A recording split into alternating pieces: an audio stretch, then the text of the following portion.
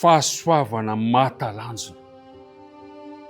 Izany no dinika tamin'ny toerana ity ary famaranantsika ihany koa izao herinandro izao manasanao ahatra hatramin'ny farany.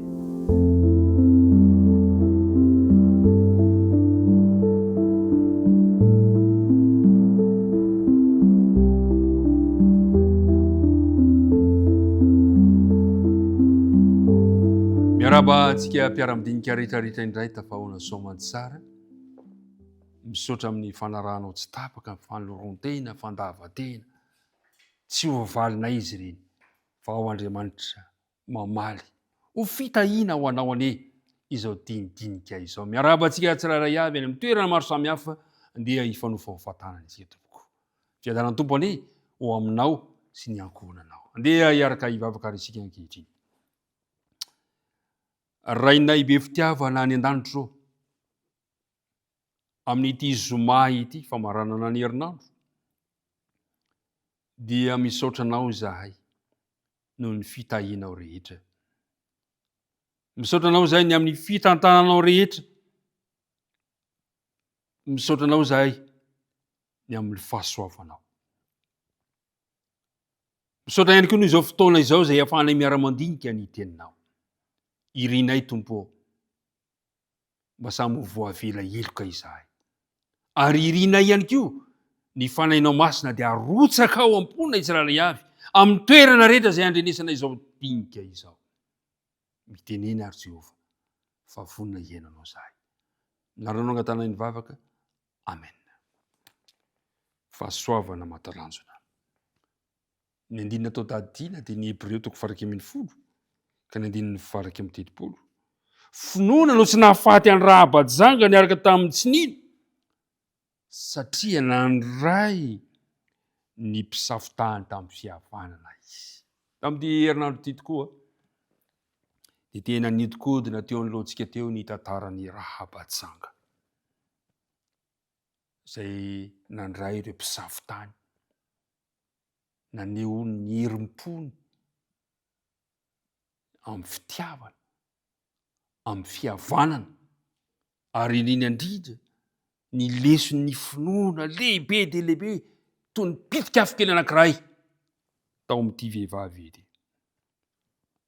Izao nefa tao aorian'io tantaran'ny Rahabajanga, tao amin'ny bokin'i Josoa io, sy ireo mpisafotany dia tsy tao voaresika intsony ny momba ny amin'ny tantaran'ny Rahaba. Fa taty amin'ny testamenta vaovao dia eny fa mipoitra indray ny anarany ao amin'ny filazantsara ny Matitiko 1 ka ny andininy 5 dia izao no voalaza an'ilay teny. Hoy izy hoe: ary Salmona niteraka ny Boaza tamin'ny Rahaba, ary Boaza niteraka ny Obeda tamin'ny Rota, ary Obeda niteraka any Jese. Raha toizanao ireo rehetrarehetra ireo dia izao ny toy ny tinam-baritra dia ny soramanitra amin'ny Matitiko 1: ny filazana ny razan'i Jesosy Kristy. Tafiditra tao anatin'ny tetiharan'i Jesosy Kristy izany ny tantaran'ny Rahaba. Mahafinaritra mieritreritra an'izany. Raha tany amin'ny tantara tany Jeriko no ahitana ny tantaran'ny Rahaba, ay tafiditra tao anatin'ny tetiharan'i Jesosy ilay tonga hamonjy ny taranak'olombelona ny tantaran'ny Rahaba. Ny tiana ambarana tazanja io zavatra any. Tsy manadino ny zanany Andriamanitra. Tsy manadino anao Andriamanitra. Tsy manadino ny tantaranao Andriamanitra. Tsy miafina aminao, tsy miafina amin'Andriamanitra ny tantaranao. Tsy manadino anao izy. Noho ny finoan'ny Rahaba an'Andriamanitra,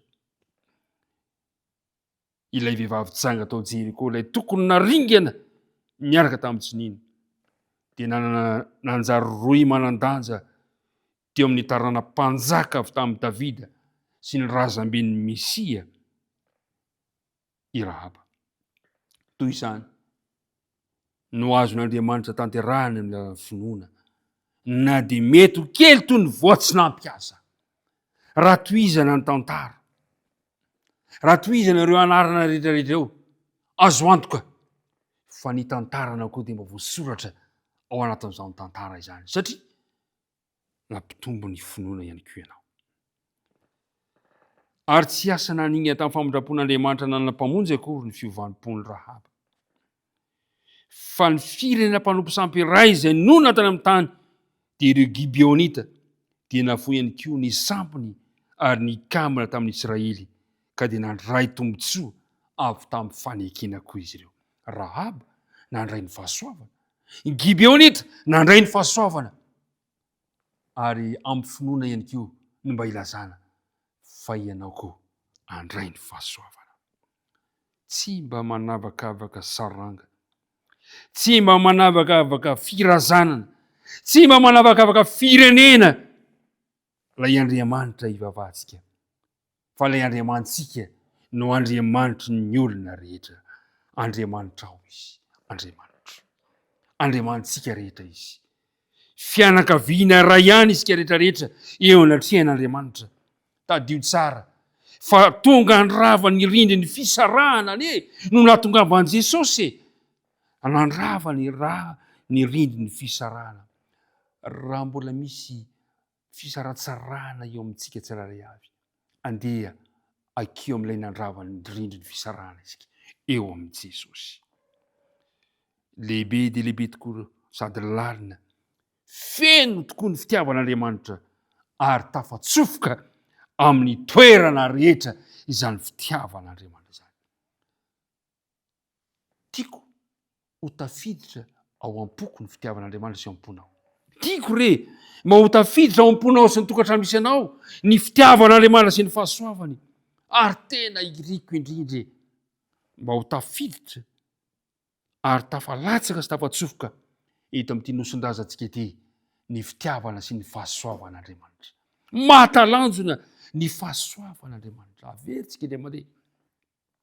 Tsy nanadino Rahaba Andriamanitra, ary azo antoka tsy hanadino anao Andriamanitra. Fahasoavana mahatalanjona ny fahasoavan'Andriamanitra ao amin'i Jesosy Kristy. Andriamanitra ne ampahery anao. Andriamanitra ne hitantana antsika tsiraray avy, ka ho tsapanao isan'andro an'andro izany fahasoavana izany. Ka raha mifanontany isika inona ny vaovao androany, dia miara-miombon-kevitra amin'ny mpaminany Jeremia isika amin'ny boky ny fitoamanina manao hoe fa ny famindrampon'Andriamanitra no tsy nahalandritra anay, ary iombi-peo amin'ny Paoly isika manao hoe fa ny fahasoavan'i Kristy no mahatoy izao anay. Fahasoavana mahatalanjona loatra izany, fahasoavan'Andriamanitra izany. Ary tiako mba hampahery antsika amin'ity androany ity. Mahery izy ny tompony homba anao. Hivavaka risika kehitriny. Ray malala ny an-danitro, faly, tena mientanentana ny fonay, fa manan'Andriamanitra, manana fahasoavana mahatalanjona amin'ny fiainanay. Manan'Andriamanitra tsy manadino anay tahaka ny tsy nanadinolona any Rahaba ka tonga razam-be ilay mpamonjy. Ray malalo, aza manadino anay ianao, aza manadino reto mpiara-mandinika ny teninao reto amiko, ary aza manadino ihany koa ity nosin-drazana ity ianao Andriamanitra. Mitantana anay tsiraray avy, mitahy anay, mitahy ny malagasy rehetra. Naran'i Kristy nangatana ny vavaka. Amen.